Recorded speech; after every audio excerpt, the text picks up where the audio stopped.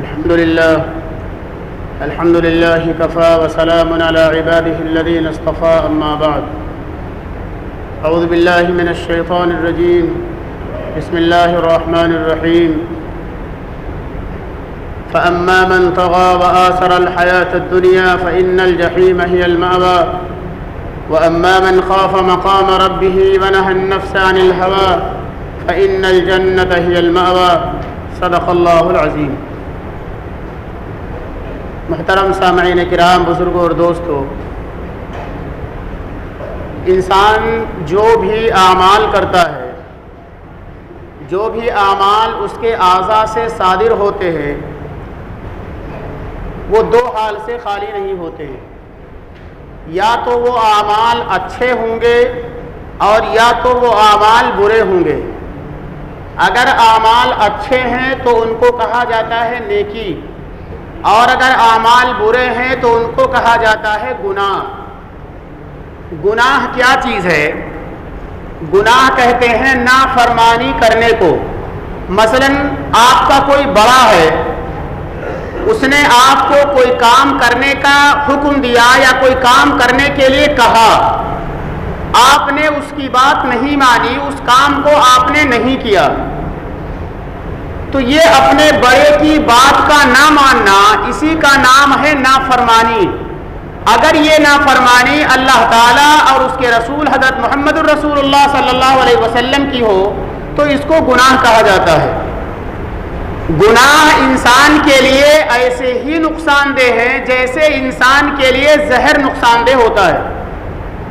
آپ اگر کہیں پر ملازمت کرتے ہیں، کہیں پر نوکری کرتے ہیں اور آپ اپنے مالک کی بات نہیں مانتے، آپ کو مالک کی طرف سے جو ذمہ داریاں دی گئی ہیں، کمپنی کا جو ذمہ دار ہے اس کی طرف سے آپ کو جو کام دیا گیا ہے، اگر آپ اپنے مالک کی مرضی کے خلاف کام کرتے ہیں، کمپنی کے ذمہ دار کی مرضی کے خلاف کام کرتے ہیں، تو آپ کو کمپنی کا مالک یا کمپنی کا ذمہ دار اپنے یہاں ملازمت پر باقی نہیں رکھے گا.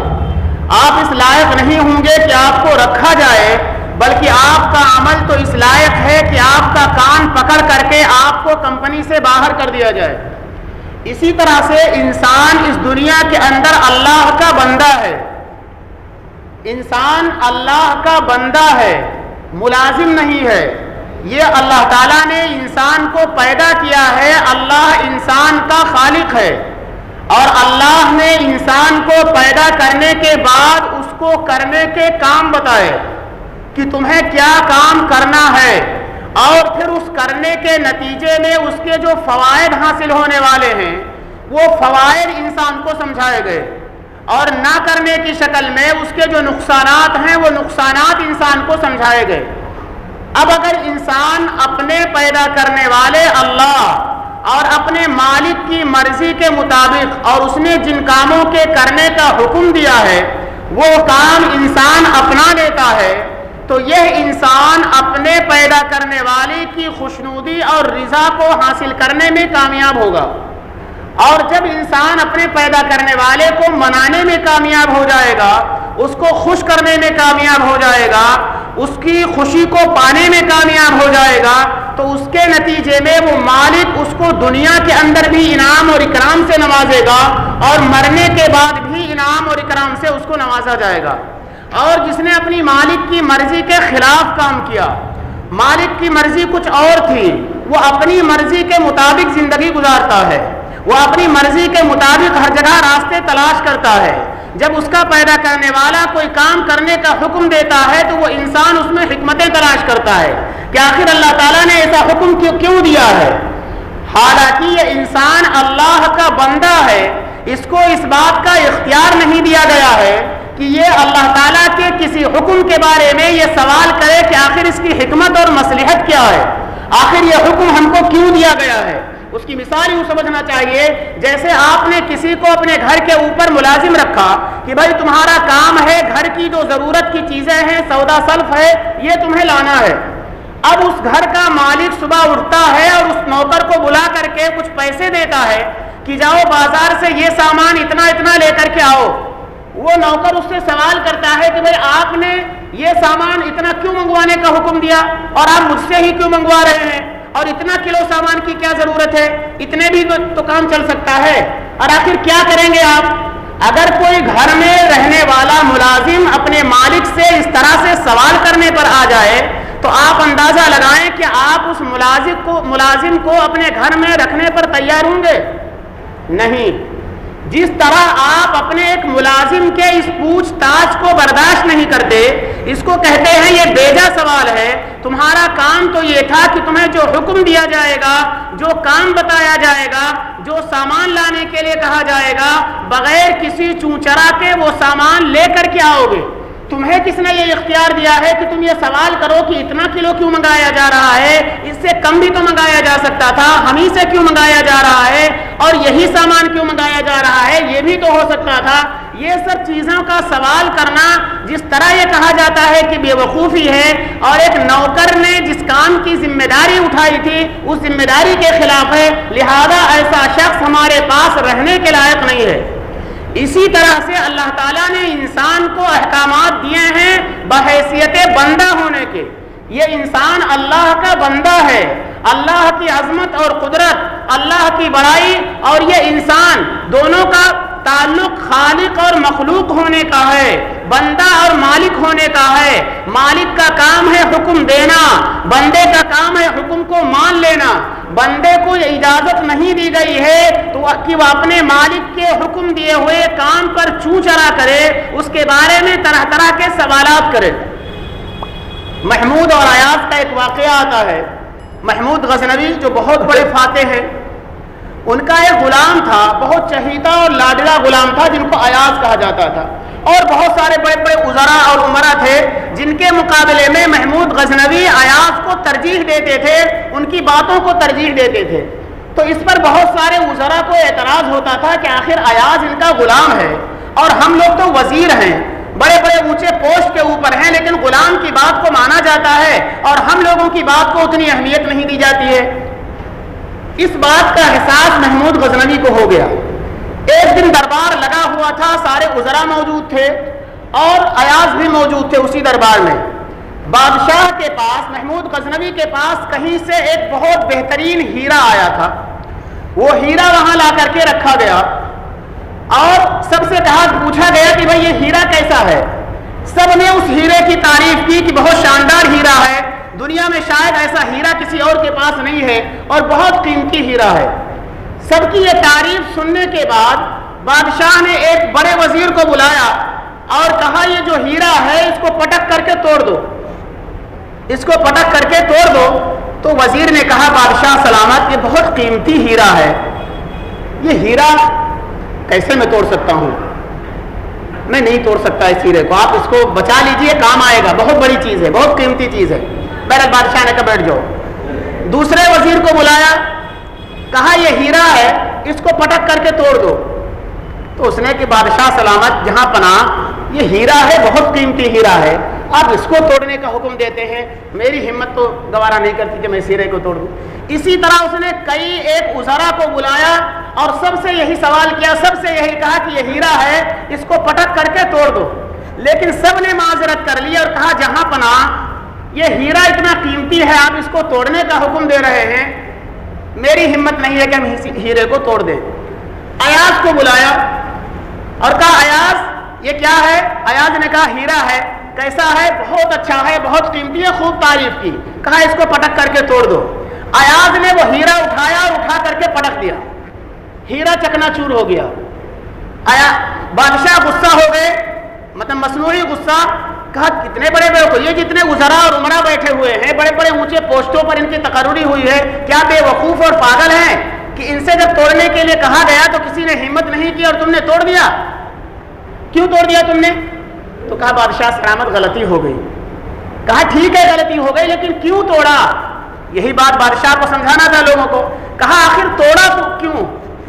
تو ایاز نے کہا بادشاہ سلامت، ایک ہے ہیرا، یہ جتنا بھی قیمتی ہے لیکن اس کی قیمت لگائی جا سکتی ہے اور اس قیمت کو واپس لایا جا سکتا ہے، لیکن ایک ہے آپ کا حکم، اگر آپ کا حکم ٹوٹ جائے گا تو آپ کے دل کو ٹھیس پہنچے گی، اور آپ کا ہیرا ٹوٹ جائے گا تو آپ کے حکم پر عمل ہو جائے گا، آپ کا دل کے ٹھیس پہنچنے سے بچایا جا سکتا ہے، ہیرے ہی کو نقصان ہوگا۔ تو میں نے ہیرے کو توڑ کر کے آپ کے حکم کو پورا کیا ہے، آپ کے دل کو ٹھیس پہنچنے سے بچایا ہے۔ میں نے یہ سوچ کر کے ہیرا توڑ دیا ہے کہ بادشاہ کا حکم نہیں ٹوٹنا چاہیے، گرچہ ہیرا جتنا بھی قیمتی ہے وہ ٹوٹ جائے۔ بادشاہ نے لوگوں سے کہا کہ دیکھا، یہ ہے ایاز کی سمجھداری، یہ ہے ان کی سوجھ بوجھ جس کی بنیاد پر میں ان کو ترجیح دیتا ہوں، اور تمہیں اعتراض ہے کہ آخر ایاز کو میں ترجیح کیوں دیتا ہوں۔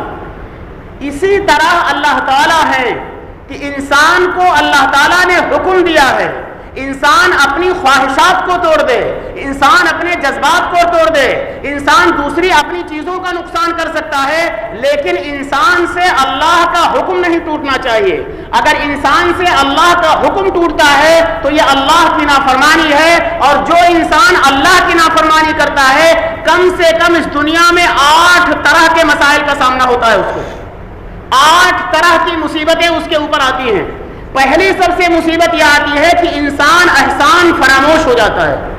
وہ مالک جس نے انسان کو سب کچھ دیا ہے، وہ اللہ جس نے انسان کی تمام ضرورت کو پورا کیا ہے، وہ خدا جس نے انسان کے تمام اعضاء کو صحیح سالم بنایا ہے، جس نے دیکھنے کے لیے آنکھیں عطا فرمائی، جس نے سوجھ بوجھ کے لیے عقل اور سمجھ عطا فرمائی، یہ ساری نعمتیں اس خدا نے دی ہیں۔ جب انسان گناہ کرتا ہے تو اس کا مطلب یہ ہوتا ہے کہ انسان نے اپنے خدا کی دی ہوئی نعمتوں کو بھلا دیا، انسان نے اپنے اللہ کی طرف سے ملی ہوئی جو انعامات ہیں ان انعامات کو یاد نہیں رکھا۔ ایک طرف وہ اپنے مالک کی نعمتوں کو استعمال کرتا ہے اور دوسری طرف اسے مالک کے حکم کی خلاف ورزی کرتا ہے، اسی کو کہتے ہیں احسان فراموشی۔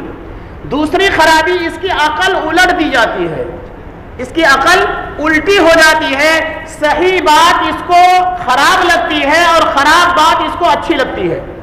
تیسری خرابی یہ ہوتی ہے کہ اس کا دل زنگ آلود ہو جاتا ہے۔ ایک روایت کے اندر نبی کریم علیہ السلام فرماتے ہیں کہ جب ایک انسان گناہ کرتا ہے تو اس کے دل کے اوپر ایک کالا دھبا لگ جاتا ہے، پھر جب دوسرا گناہ کرتا ہے تو دوسرا دھبا لگتا ہے، تیسرا گناہ کرتا ہے تیسرا دھبا لگتا ہے، چوتھا گناہ کرتا ہے چوتھا دھبا لگتا ہے۔ اسی طرح سے وہ گناہ کرتا رہتا ہے اور اس کے دل پر یہ دھبا لگتا رہتا ہے یہاں تک کہ پورا دل سیاہ ہو جاتا ہے، پورا دل کالا ہو جاتا ہے، انتہائی سخت ہو جاتا ہے۔ قرآن کریم نے اس کو سمجھایا کہ کلا بل ران علی قلوبہم ما کانوا یکسبون، کہ ان کا دل گناہوں کے اثرات کی وجہ سے گناہ کرتے کرتے اس طرح سے زنگ آلود ہو جاتا ہے کہ کوئی بھی اچھی بات اس کے دل کے اوپر اثر نہیں کرتی ہے۔ جیسے قرآن نے نبی کریم علیہ السلام کو مخاطب کر کے کہا، جب آپ کو یہ تکلیف ہوتی تھی کہ ابو جہل کو سمجھا رہا ہوں، ابو لہب کو سمجھا رہا ہوں، ولید بن مغیرہ کو سمجھا رہا ہوں، عاص بن وائل کو سمجھا رہا ہوں، ان سارے لوگوں کو جا کر کے سمجھا رہا ہوں، پھر بھی یہ بات نہیں مانتے۔ اللہ تعالیٰ نے پیغمبر علیہ السلام سے کہا ختم اللہ علی قلوبہم وعلی سمعہم وعلی ابصارہم غشاوہ، کہ یہ وہ لوگ ہیں جن کے کانوں پر، جن کے دل پر، جن کی آنکھوں پر، جن کی زبانوں پر مہر لگا دی گئی ہے۔ یہ صحیح بات کو صحیح سمجھتے ہی نہیں ہیں، غلط بات ان کو اچھی لگتی ہے اور اچھی بات ان کو خراب لگتی ہے۔ آپ ان کے پیچھے پریشان نہ ہوں، اس لیے کہ ان کا دل اتنا سیاہ ہو چکا ہے، اتنا زنگ آلود ہو چکا ہے کہ کتنا پیغمبر سے زیادہ شفقت کرنے والا کون ہو سکتا تھا، محمد الرسول اللہ صلی اللہ علیہ وسلم سے زیادہ مضبوطی کے ساتھ بات کہنے والا کون ہو سکتا تھا، لیکن اس کے باوجود بھی ان کے دلوں پر آپ صلی اللہ علیہ وسلم کی بات کا اثر نہیں ہوتا تھا۔ اللہ تعالیٰ نے فرمایا انہوں نے اپنی ہر دھرمی کی بنیاد پر اور گناہوں کی بنیاد پر اپنے دل کو بالکل سیاہ کر لیا ہے، جس کی وجہ سے آپ کی بات کا اثر ان کے اوپر نہیں ہوتا ہے۔ اس لیے انسان کی اعمال انسان کم کرے، نیکیاں انسان کم کرے، نوافل کی پابندی کم کرے، لیکن اپنے آپ کو گناہوں سے بچائے۔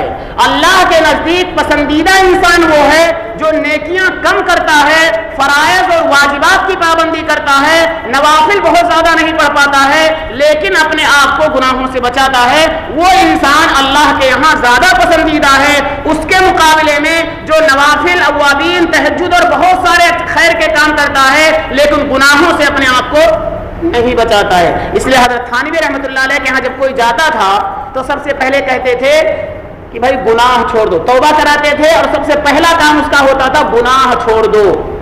کیوں؟ اس لیے کہ گناہ چھوڑنے کے بعد اچھی بات دل پر اثر کرے گی، اگر گناہ ہوتا رہے گا تو اچھی بات دل کے اوپر اثر نہیں کرے گی۔ اللہ تعالی ہم سب کو گناہوں سے بچنے کی توفیق عطا فرمائے۔ وما علینا الا البلاغ۔